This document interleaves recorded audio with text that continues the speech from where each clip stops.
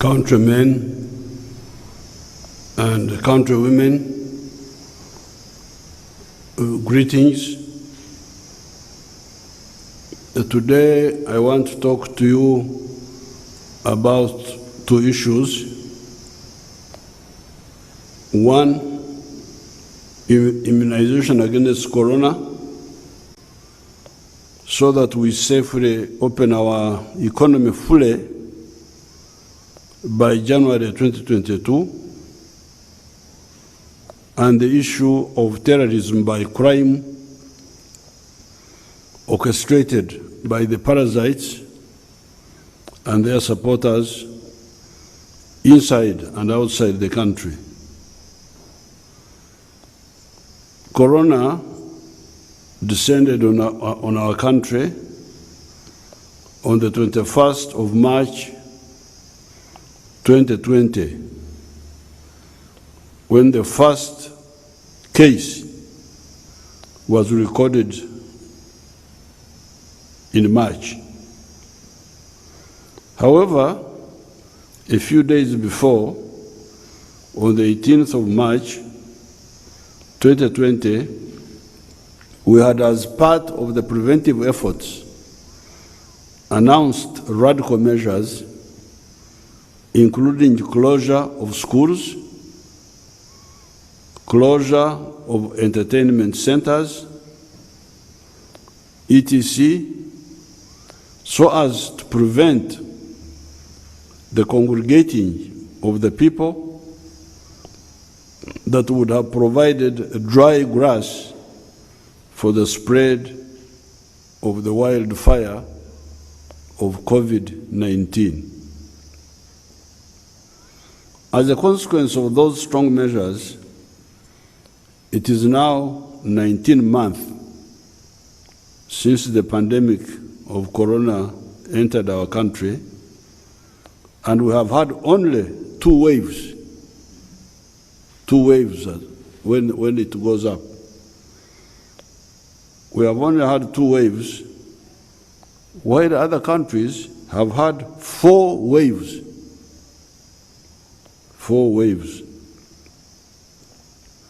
We have had a total of 125,920 infections, 96,597 recoveries,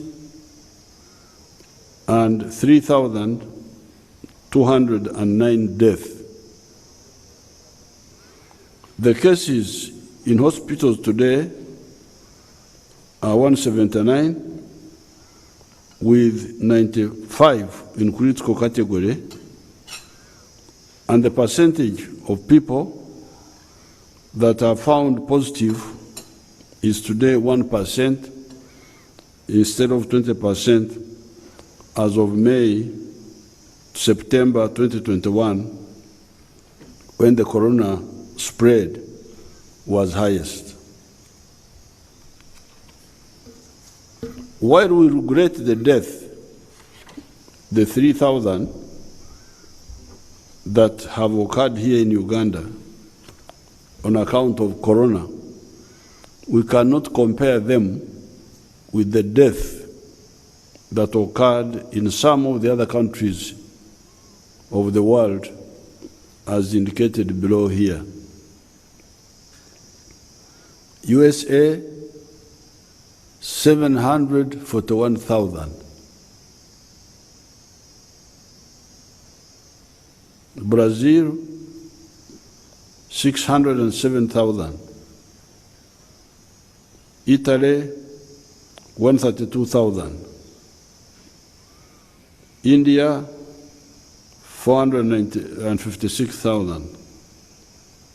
UK, 140,000.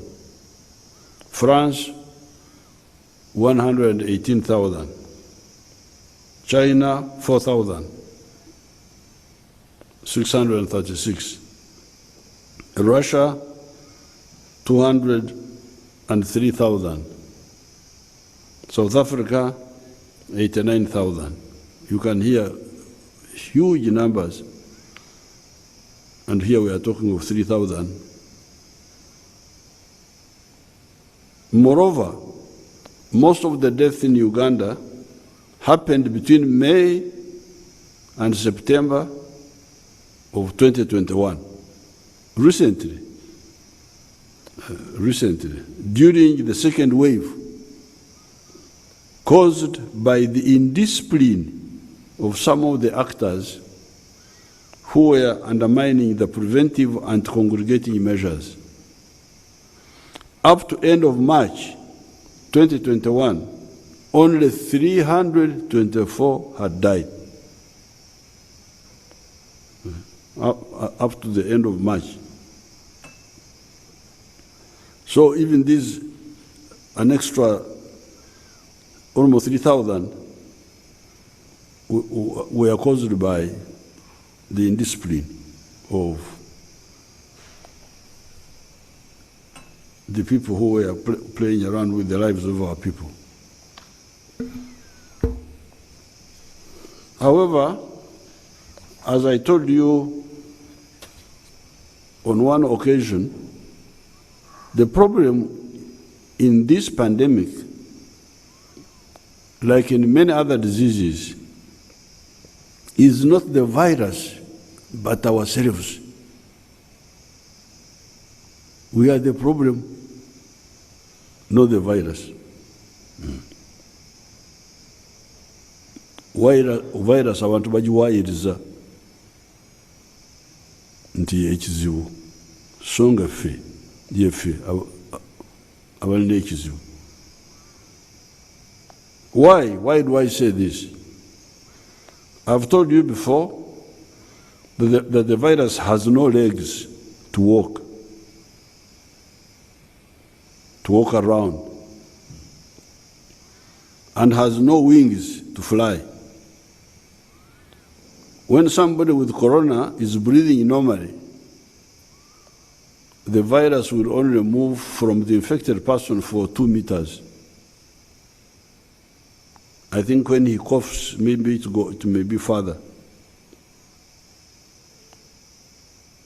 Therefore, with the use of masks and other preventive measures, this virus is easily preventable.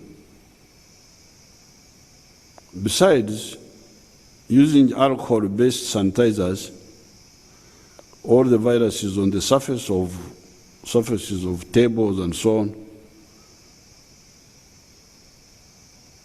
will be killed and will not therefore spread.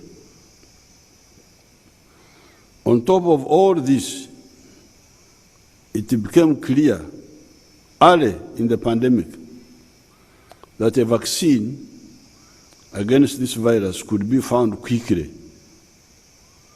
Unlike other diseases like AIDS, where the vaccine has eluded the world for almost 40 years now. By the beginning of this year, vaccines had been developed in the USA, UK, India, Russia, China, etc. Even here, we are developing our own vaccines, and we are trying to liaise with other African countries to build our own pathogenic economy, wealth from the diseases of our human beings, our livestock, and our plants. Curing and preventing these diseases of human beings, livestock, and plants, apart from saving the life forms involved, it is also good business, part of wealth creation. And we are determined to get that money, the money from our sicknesses. Since we are getting sick, why not make money out of it? Because other people have been doing it for a long time. Initially, there was some unfortunate conduct by some actors in the world who took the line that once the vaccines were available, They would vaccinate their people first and not bother with the other human beings. Some people were annoyed by this attitude, but I actually liked it. It should wake up Africans to know that we should always take our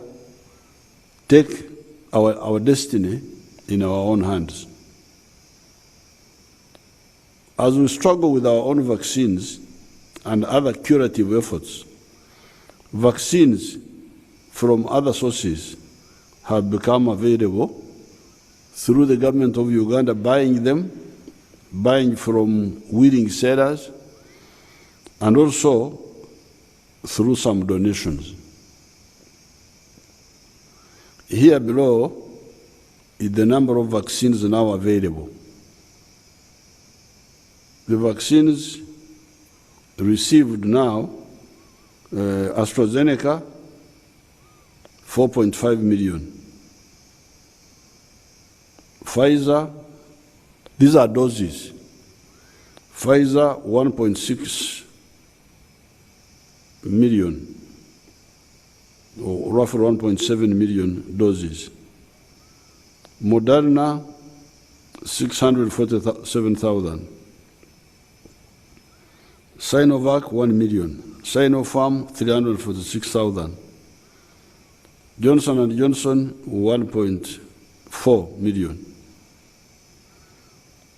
Many of the vaccines need to be given twice. Now, by end of December, we shall have received 23 million doses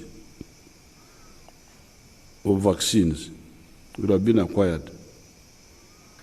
The Johnson & Johnson vaccine is only given once. Therefore, the Johnson & Johnson 1.4 million vaccines will vaccinate that same number of people. While the AstraZeneca,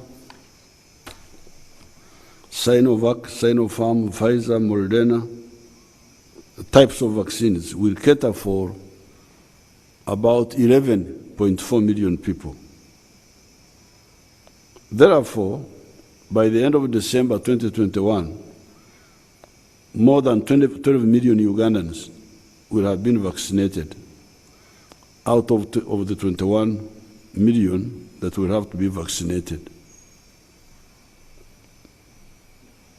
Most crucial is that within the 12 million, there are the 4.8 million frontline and vulnerable categories that will act as the fire break.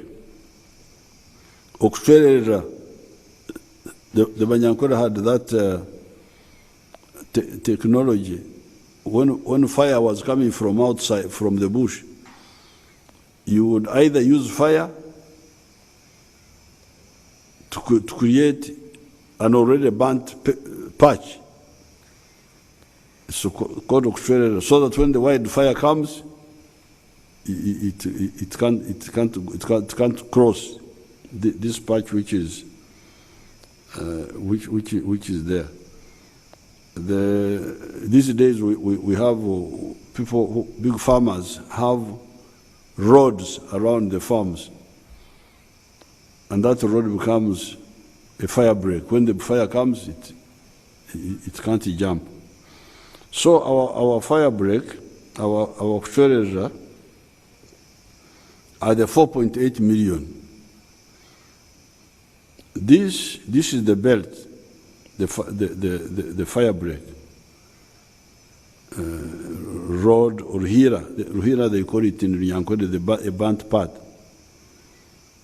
that you create around the farm, stop wildfire from entering the farm.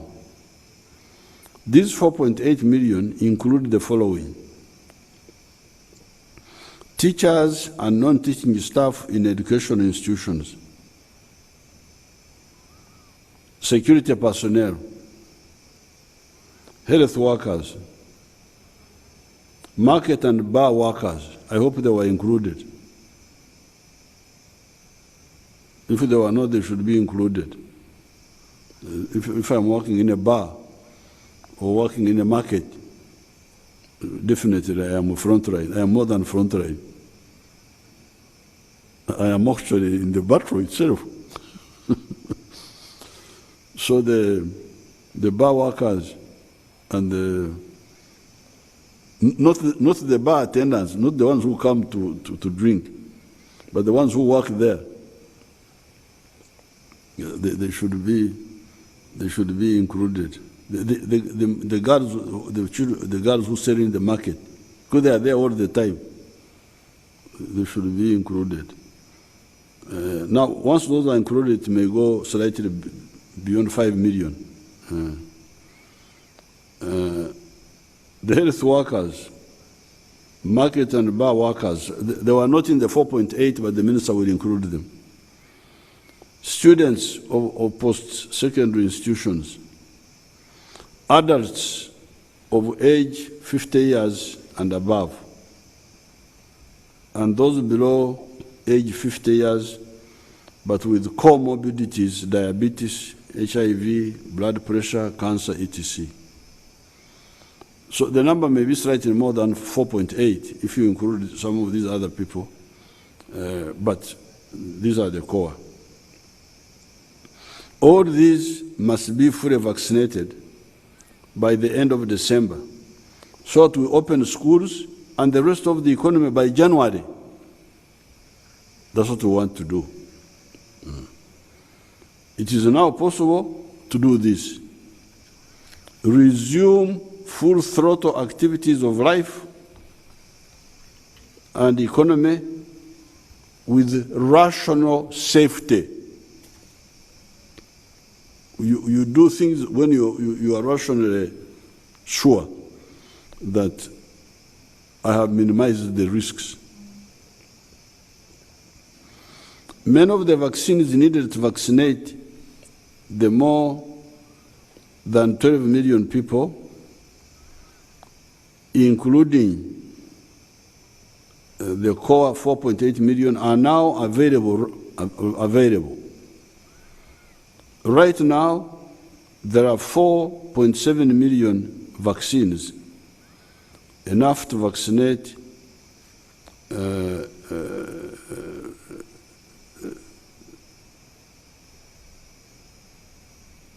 vaccinate 1.6 million people and vaccinate 2.4 million people as first dose at our current rate of vaccination. What is amazing is that I was told the other day that some categories, especially the ones above the 50 years of age, are not coming forward to be vaccinated at the health center 3s.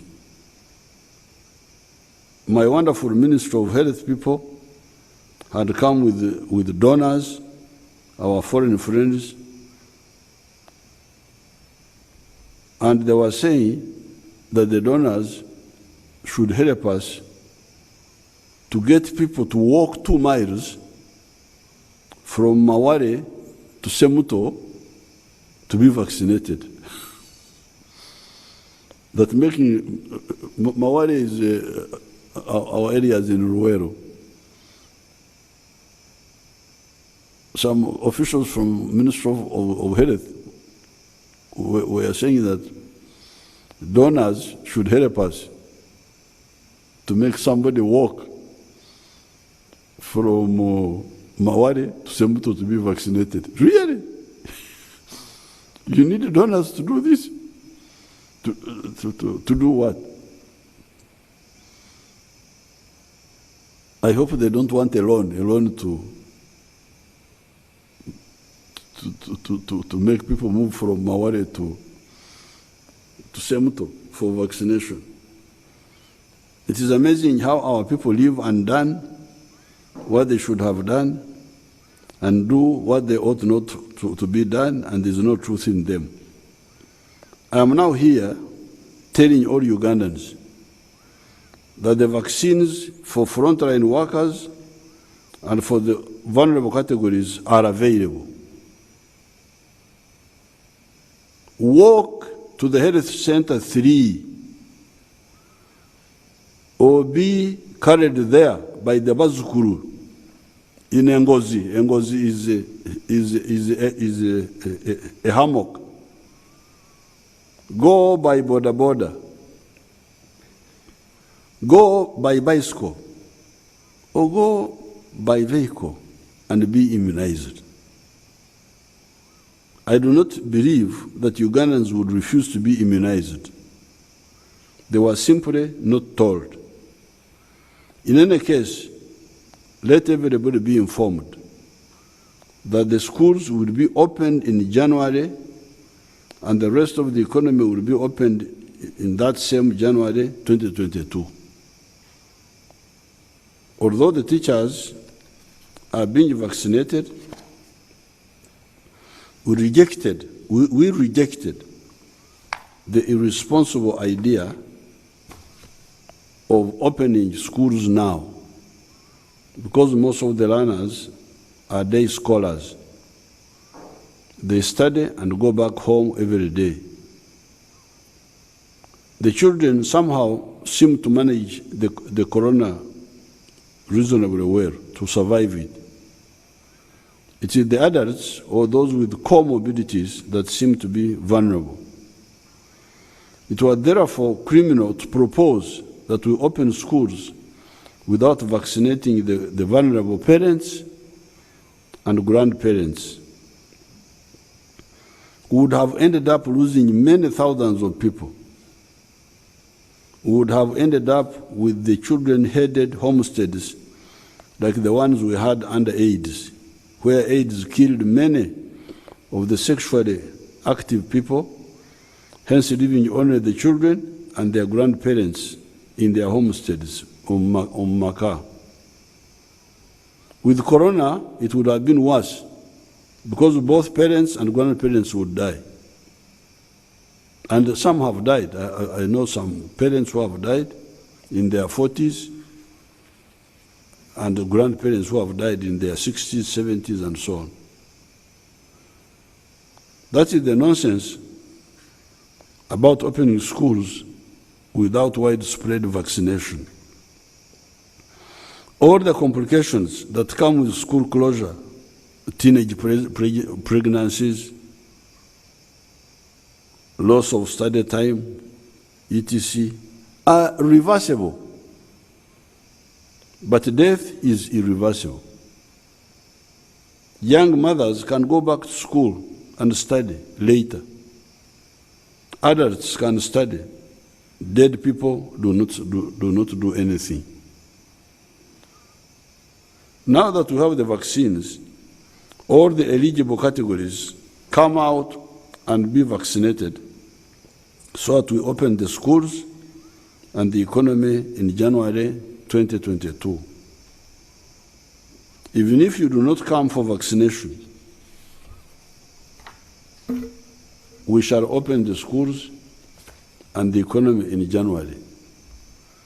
If anything goes wrong, if you get harmed by corona when it was wholly avoidable, the moral responsibility will be yours or that of the more informed members of your family that should lead you to what is needed. Probably one exception is that the political leaders in the sub-counties could identify the judges that can no longer move, whom the vaccination team could find at home. There is a picture, I don't know whether there is a picture of 3 days ago with my Tatenkazi, Senga, paternal aunt, Erina Kakwanjira, I don't know whether they got it, possibly 103 years old, who when I went to see her, she thought I was a doctor. When I went to see her, she said, oh,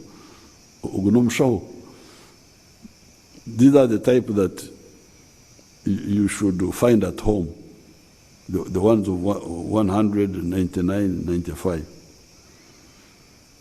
The vaccination team could find those at home, but not the ones of 50 years. A man of 50 years, a person of 50 years can walk to the health center. 60 years. The Yoweri Museveni of 70s, I'm here. That they should find me at home also. Even those of the 80s can go to the health center. This should move to the health center 3 and be vaccinated. Because I was told by the Minister of Health people that they are vaccinating every day. Every day they are there. They are vaccinating. Health Center 3. This should move to the Health Center 3 and be vaccinated. We should not overwork the vaccination teams and incur unnecessary expenses. Vaccination is the key to opening the economy. Now that the vaccines are available, the economy will be opened in January, even if some people absent themselves from the vaccination. While I do not have authority to blame the elected leaders, LC3 chairpersons, district councillors, MPs, etc., I have full authority over the sub-county chiefs, the Miruka chiefs, and the GISOs. Use your contacts to ensure that all adults beyond 50 years in your area are vaccinated, as well as the other frontline workers enumerated above. If there are people not vaccinated, I will hold you accountable. The Gombora chief, the Buruka chief, the GISO, these are government employees.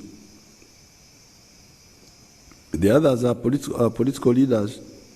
They are elected by those who elected them. So, if they don't work, it is their electors who will blame them. But for the three, the Gombora chief, the Muruka chief, the GISO, I'm not blaming now, oh, that's my aunt. That's my aunt, 103 years. This is the one they should find at home.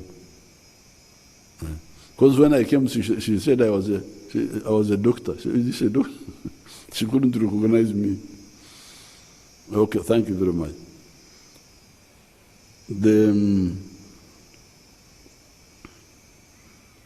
This time I will not blame the health teams, because really the health teams are overworked. They should be assisted. The health workers have been on the front line fighting this disease for 19 months. I know sometimes I criticize our medical people, but really this time they have been, when I was in Ruero fighting, they were somewhere doing other things. But this time, they are the ones who have been in the Ruero Triangle. Because it's very dangerous. Some of the health workers have died. A single carelessness can cause a big problem for and they are always dressed up, covered as if they are going to the moon. When I put in this mask even for a little time, I almost feel like dying. So you can imagine somebody dressed like that for such a long time. And the day after, this is 19 months. It's 19 months. So really, I don't like the okwejiza. Wanyankole call it okwejiza. Abaganda bakita ndozo okwekoza. Somebody to pretend that I can't do something when in fact he can do it. That you can't walk 2 miles to the sub-county to be vaccinated. Many of these sub-counties now are radius 2 miles, 3 miles. And there are border borders everywhere. So please, don't put additional burden on the health workers that they should go to homes. I cannot overtask the vaccination teams to go to people's homes. The relatives, the sub-county chiefs, the Miruka chiefs, and the GISOs should be the ones to whip the people to go for the vaccination. The vaccination teams should only go for the judges of 95 years and beyond if they cannot really move. Because even my aunt, I got her from Zimbabwe, she came all the way to here. That's why I took a picture with her. And she came for, so even the judges can move. But in case they can't, at least those ones, the ones over 195. Therefore, please, everybody, the 4.8, let's say roughly 5 million or 5.5, if you include the bar people, the what, make sure that those people are vaccinated.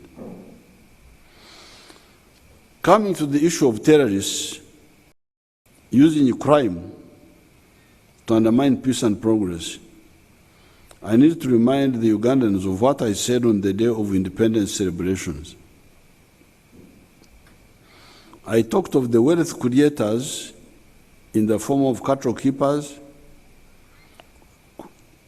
crop growers, carpenters, blacksmiths, shopkeepers, etc.,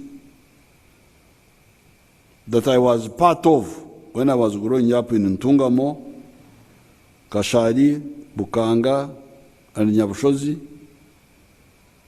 and the parasites, the people that do not want to do patient work, but want food and wealth without working.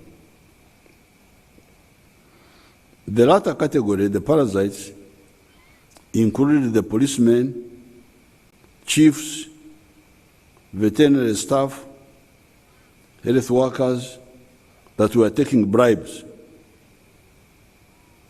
Also teachers that were sexually exploiting schoolgirls, and other categories of people that were not part of the wealth creators,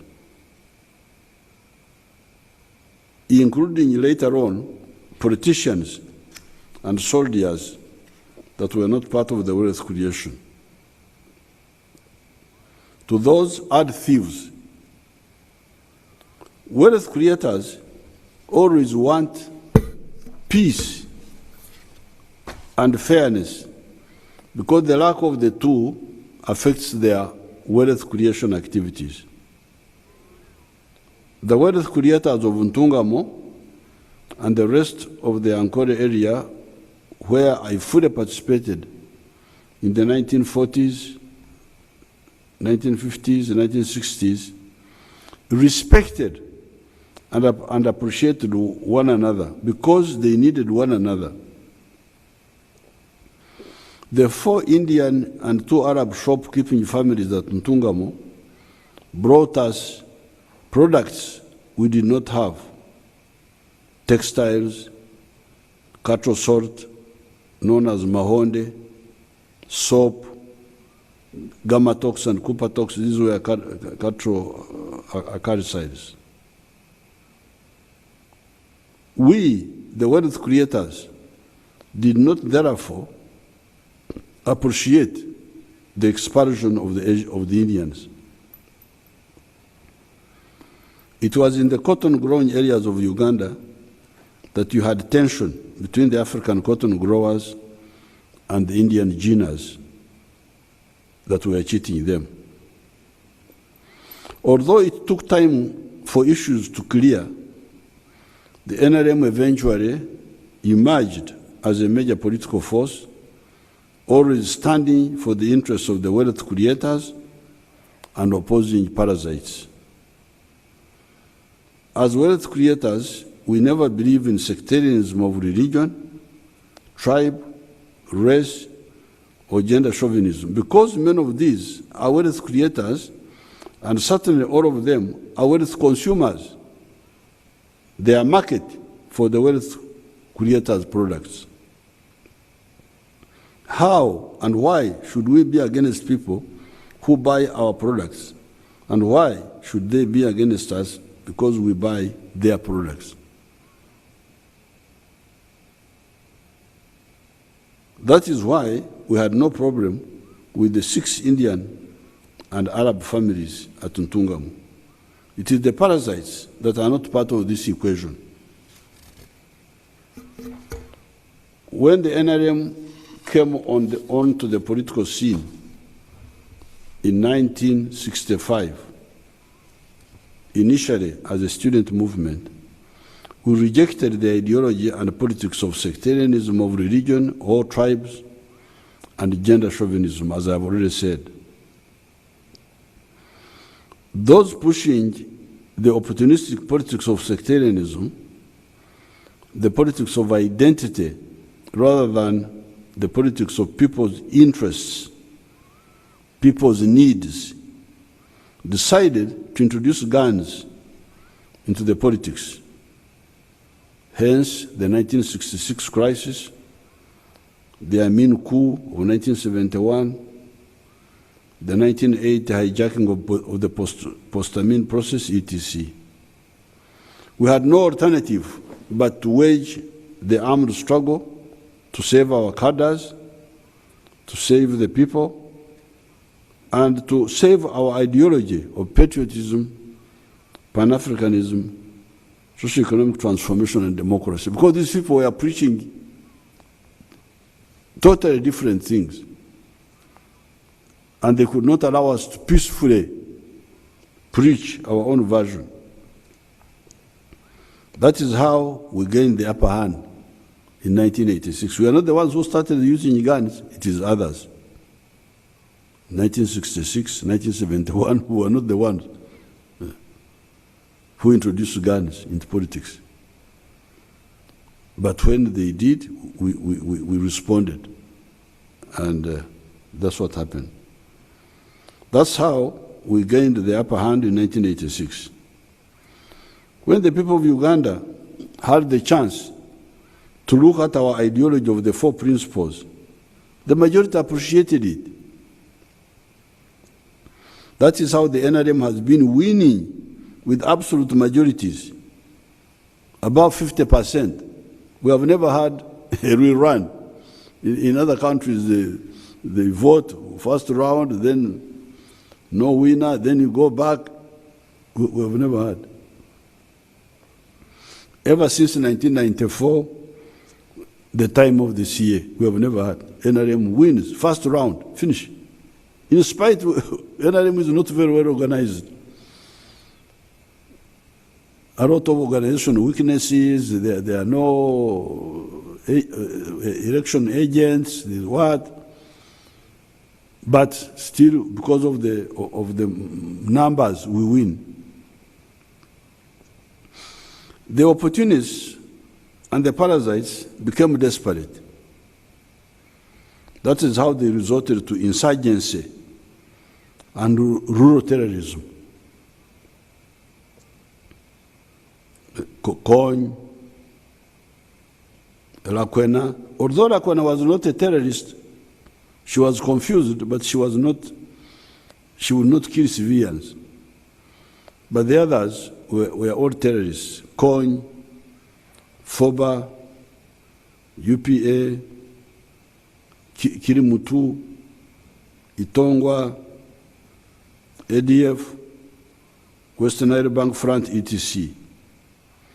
These were using insurgency with terrorism. Insurgency in the bush, but using terrorism, which means indiscriminate use of violence, especially on soft targets and armed civilians. When you attack, and you become a terrorist when you attack an armed civilians. If you want to be a rebel and fight the army. Then we shall call you a rebel. A rebel fighter,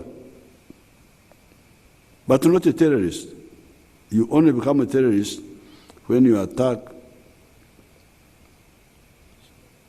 somebody who is not armed. This is the difference. People think that all rebels are terrorists. No, you can be a rebel, but not a terrorist. You have committed treason, you have rebelled. You shall be tried for treason because you are trying to overthrow the Constitution. But at least you are fighting soldier to soldier. So, you have committed treason, you will be tried for that, but not for terrorism. Terrorism is when you use violence on non-combatants, on civilians, soft targets.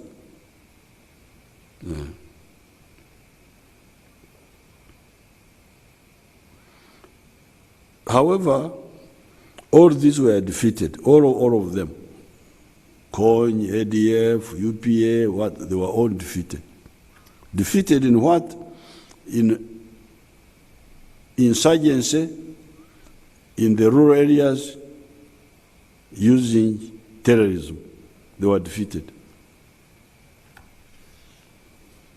The last to be defeated was ADF in 2007 in the Semlik National Park. ADF also tried urban bombings in the years 1997 to 2001. That campaign was also defeated. In those 3 years, ADF planted 30 bombs,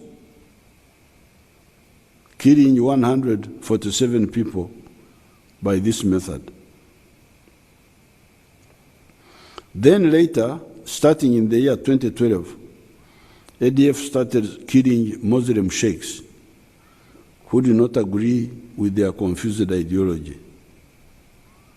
Altogether, 8 sheikhs were killed.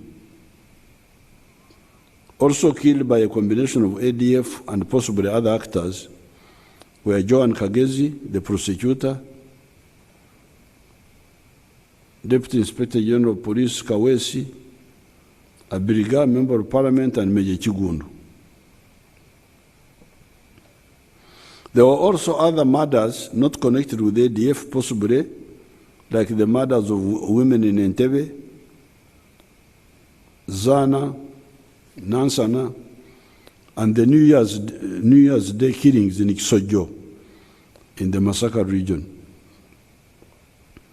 Some of these killers were arrested or even killed, like Chidawalime of the Iksojo killings. He was killed and the whole group was wiped out.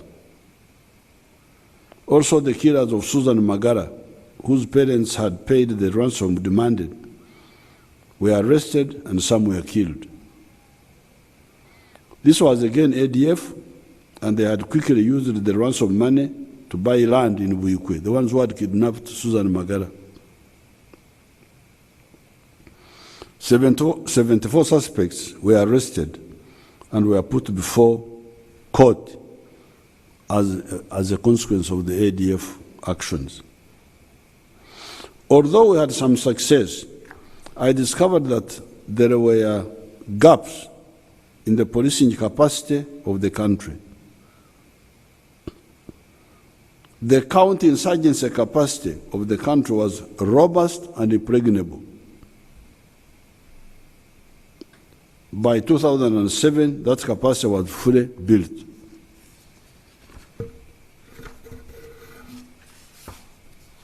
You could not wage insurgency in Uganda's rural areas, whatever the terrain, Rwenzori, what, successfully. However, the policing, anti-crime, whether terrorist or ordinary crime, had serious gaps of three types. Number one, infiltration of the police by criminal elements that would collude with the criminals. Some of the police were now colluding with the criminals. Laxity and lack of seriousness, and a serious deficit in technological capacity of the police to handle crime.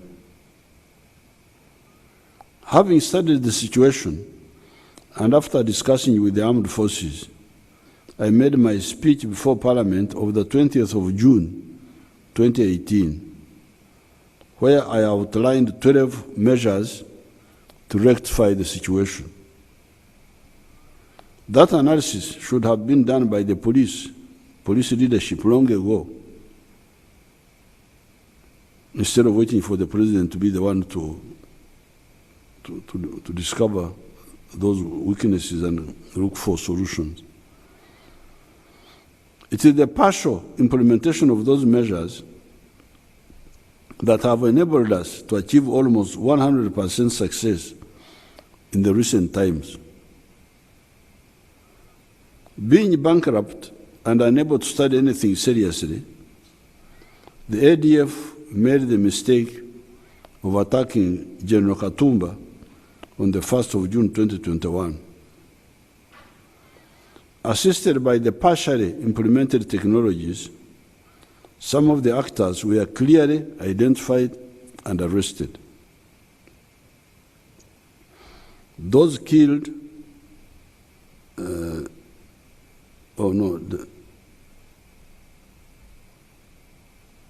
and arrested.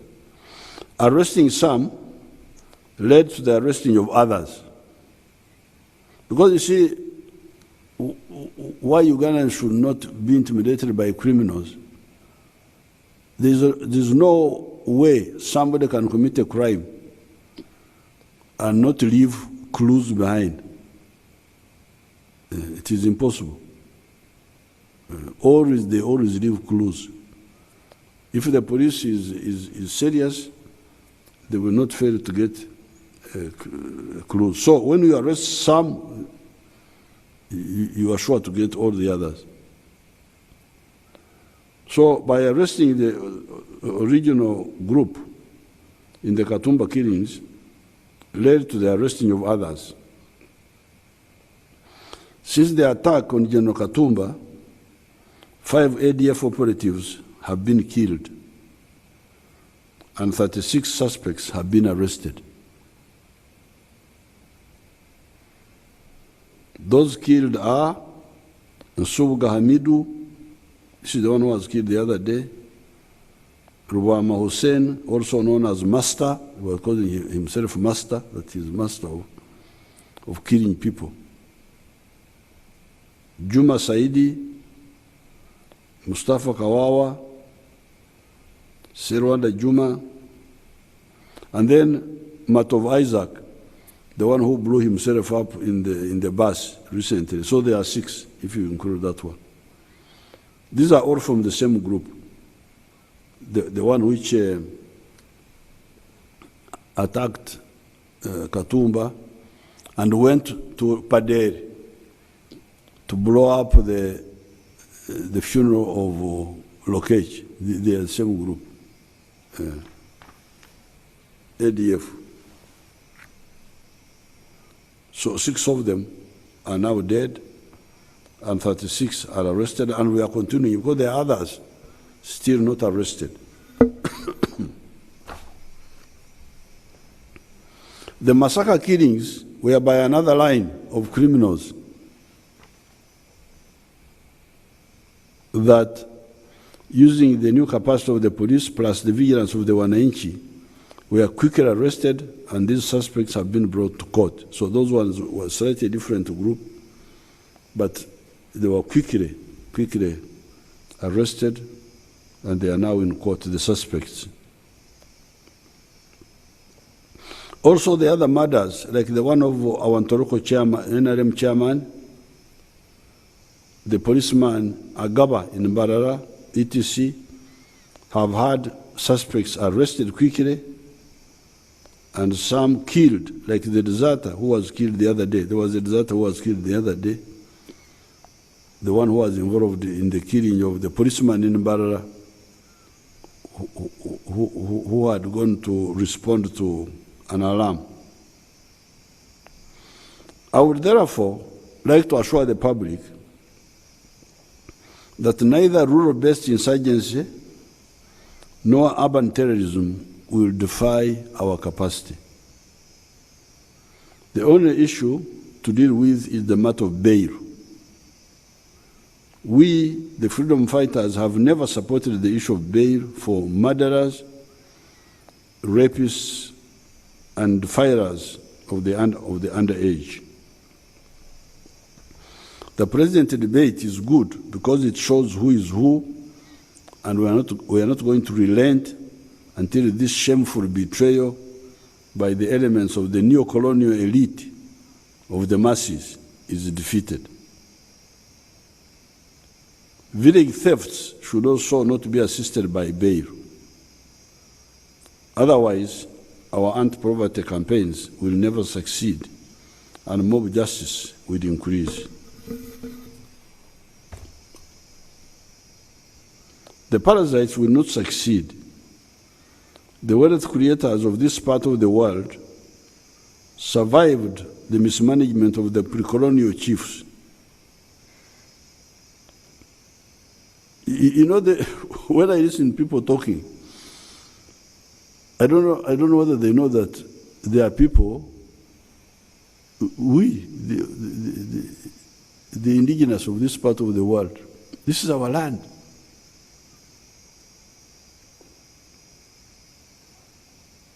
When I hear people talking, doing things, do these people know that this land has got its original people?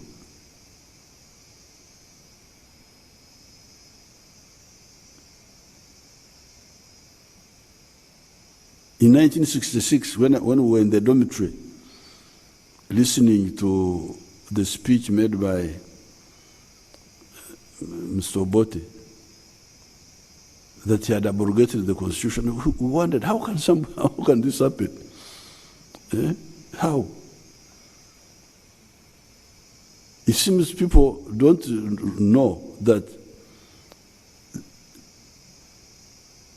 the majority of the population of Uganda are the indigenous people of Uganda.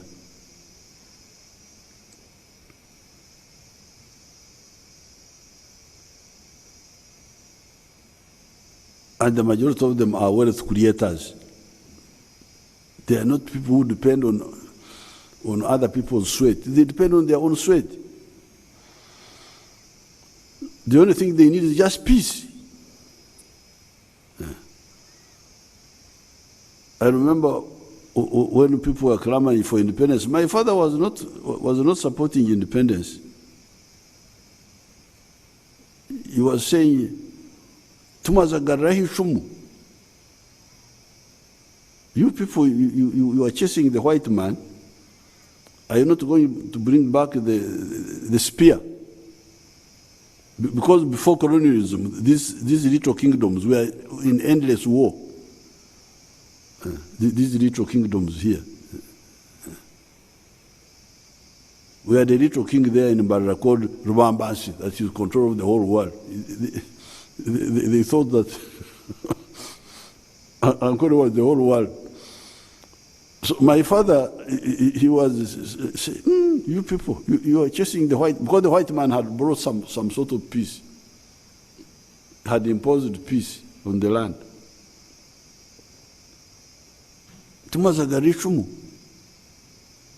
And they said, no, they would.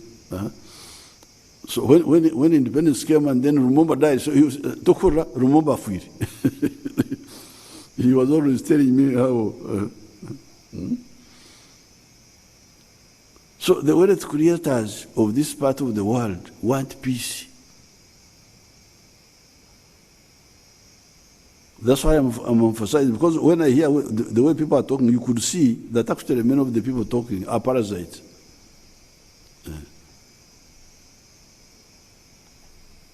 They don't produce wealth. They just want to grab power. Many of the people don't need power. They just need peace. Yes. I have never had anybody in my family in the government. I'm the first one to be in the government. Not even a Murka chief. We have never had even a Murka chief. But we have been here from the time of the Batwezi, from the time of the Batembus, we are here. Yeah.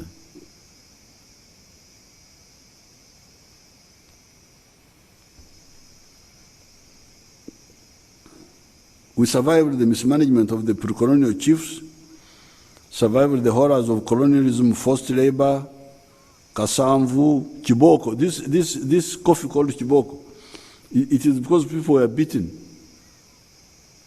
to grow it. That's why they call it Chiboko, Robusta. Have survived the neo-colonial regimes and actors, and are now, for the first time in history, organized under the NRM. The wealth creators are now, for the first time, organized. In the past, they were always victims. But this time, we are organized. We shall defeat any scheme of the parasites supported by whatever force, internal or external. Political differences among wealth creators do not have to lead to war and insecurity. Following the coup by Obote in 1966-67, while doing temporary teaching at Burunga Primary School, after Sunday service, I found about 10 women in the church lamenting about the situation of that time. Obote had abolished the kingdoms, and to these women, that was the end of the world. They told me in Runyankore, Orahuri Rensi, Etene Mugabe, have you ever heard of a country without a king? You know, they thought that was the end of the world. These women, I found them in the church. They were like giving up. How can we have a country without a king?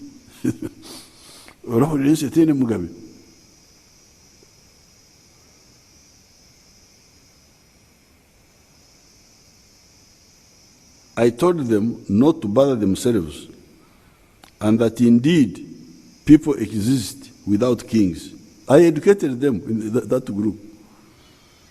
I told them of Russia. I said there's a country called Russia. They had kings, they removed them. I told them about America. I said there's a big country called America, they don't have kings.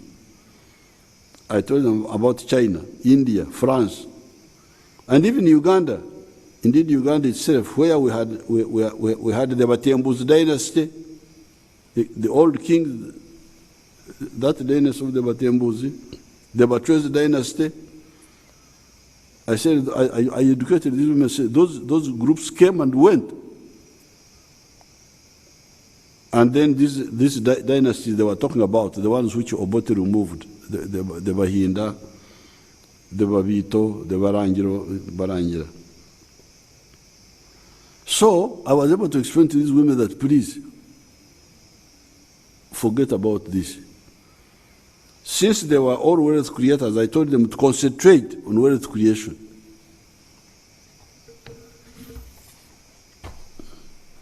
Although we were not supporters of Obote in that area of Northern Kore, I approached the UPC government in Kampala and actually started working with them on behalf of my wealth creators in the Ankole area and other parts of the Cattle Corridor. So I actually came to Kampala here and talked to Vice President Babaiha. And we were not UPC, but we were working with UPC to continue the struggle of wealth creation. It was only when the situation became impossible to do anything constructive that we took up arms. Otherwise, if, for instance, if Amin had not come in, we were moving. We were not UPC, but there were political problems. But political problems can wait. They will be solved when the time is ready. But now let's continue with livelihood of the people, wealth creation. I'm therefore very happy with many actors in the opposition that are rejecting the negative messages of some of the actors, because I know what's happening in the opposition. There are many actors there saying, please. They are there, I know them. They are the parasites who want to go and get money from homosexuals in America, from what? After the parasites. But the others who say, no. Yeah. We don't want to disturb our country. I know this. I know who is saying what. I'm therefore very happy with many actors in the opposition that are rejecting the negative messages of some of the actors. Down with the parasites.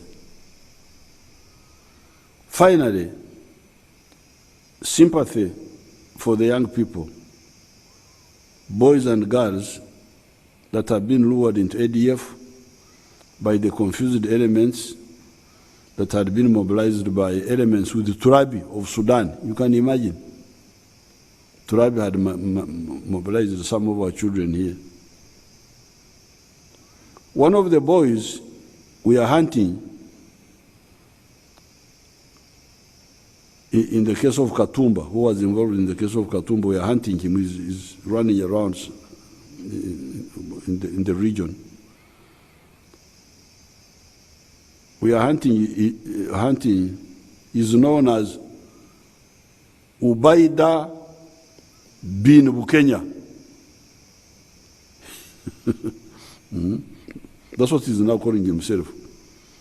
Ubaida bin Bukenya. Incredible. Imagine Bukenya of the Engavi clan. I have now found that the Bukenyas are from Engavi clan. Bukenya of the Engavi clan has now become an Arab. Ubaida bin Bukenya. It's trying to be like an Arab.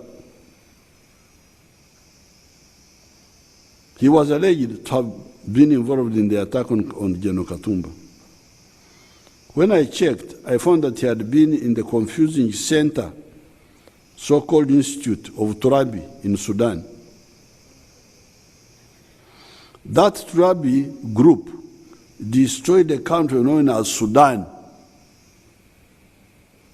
You must have heard of a country called Sudan. It was destroyed by this Turabi group. It was one country, it had to split. There is now North Sudan, South Sudan. Destroyed by whom? By Turabi and his group. How? Emphasizing identity. We are Arabs, we are Muslims, we are...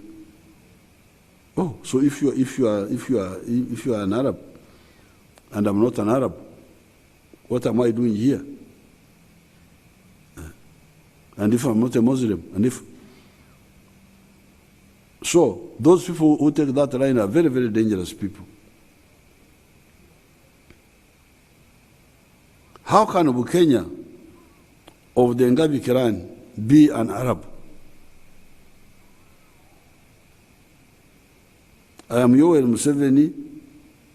One of my praise name is Rehembo Gwenjura, son of Kaguta of the Wasita clan.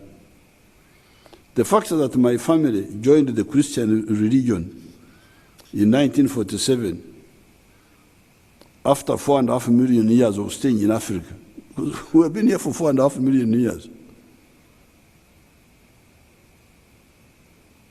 The religions we are talking about have come in the last 100 to 150 years. does not, the fact that I joined that religion in 1947 does not make Museveni a Jew or an Anglo-Saxon, because we received that religion from those areas. I cannot say because I am a Christian, I'm therefore an Englishman, or I'm a Jew. Yes, we took the good message in the teaching of Christ. These very good messages. But not we didn't give away our identity to become Jews, to become English. So how can the Ngavi clan member become an Arab? Ubaida bin Bukenya. This is sickness. The sheikhs need to address it. The issue of haram, the attack on the pork eaters at Komamboga by these confused children. You know, the other bomb at Komamboga was among the pork eaters, the people eating pork. So these confused children, I think one of the reasons selecting that was that they are eating pork.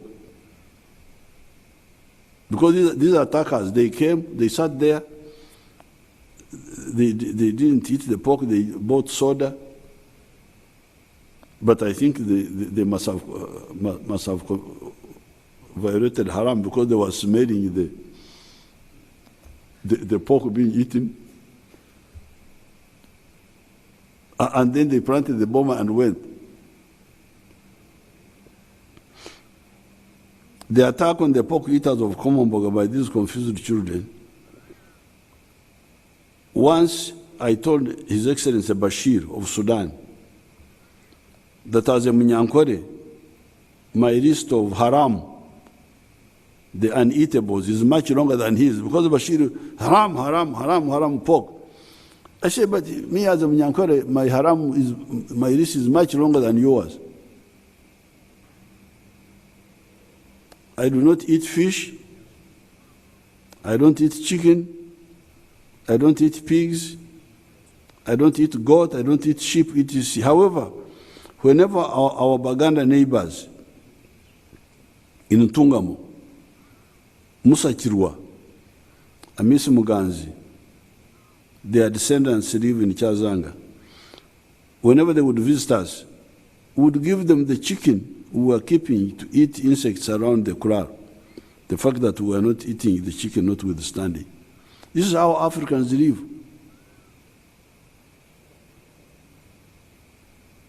You do different things, but you respect one another, and you collaborate where your interests coincide. Let the pork eaters eat their pork. Does pork in somebody's stomach cause you indigestion by long distance action? I was reading through the social media that some of the young people do not bring the nonsense do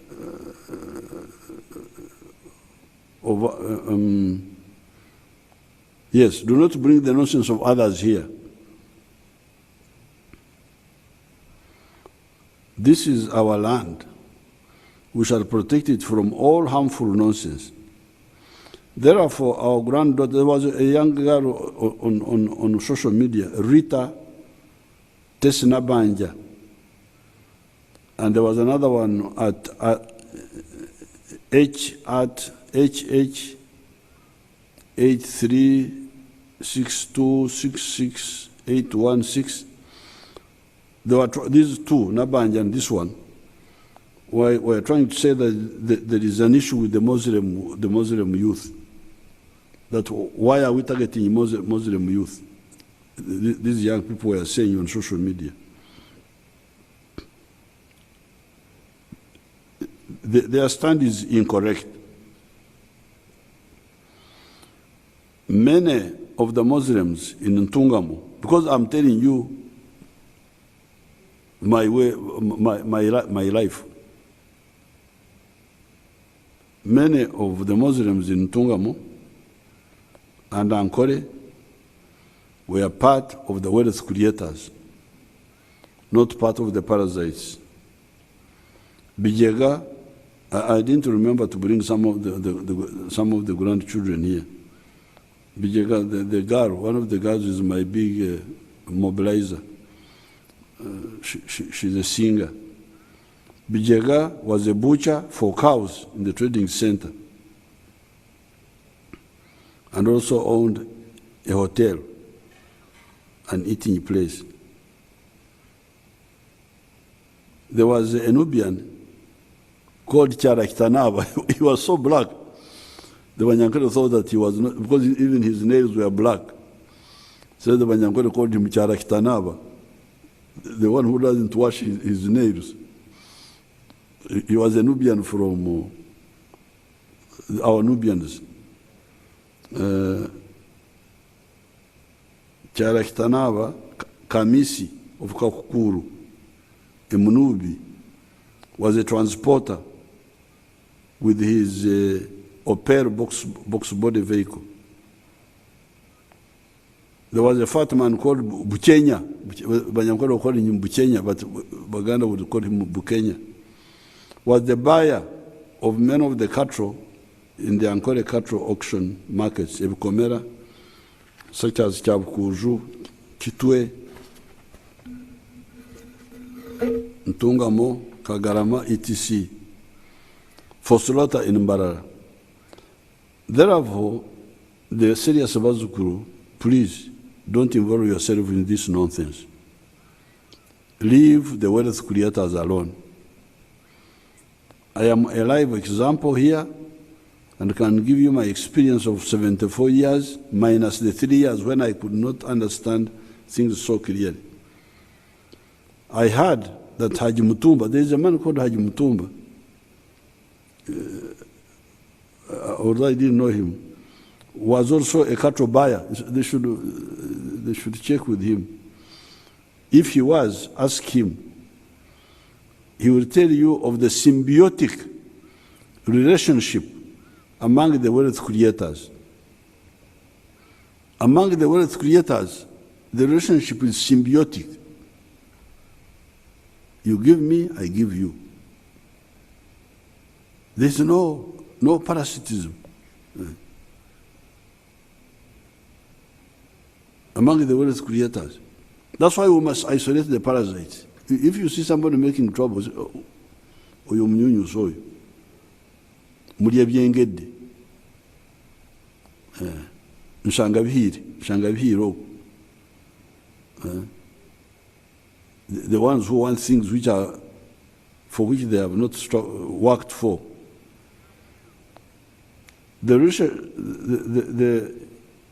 If he was, ask him. He will tell you of the symbiotic relationship among the wealth creators, cultivators, cattle keepers, shopkeepers, transporters, traders, etc. The only thing we need from the public is vigilance by reporting all the suspicious people and items to the police promptly. According to what the police are telling me, the public is now very vigilant and they have been reporting about suspicious abandoned items like bags, etc. The police has been checking all of them. Most were harmless, containing clothes and other items, but one had to be blasted by the bomb squad because they did not want to take chances. That is the spirit. So, countrymen, I thank you. I thought I should share with you these 2 points, the issue of the vaccination, so that we open up the economy by January and give you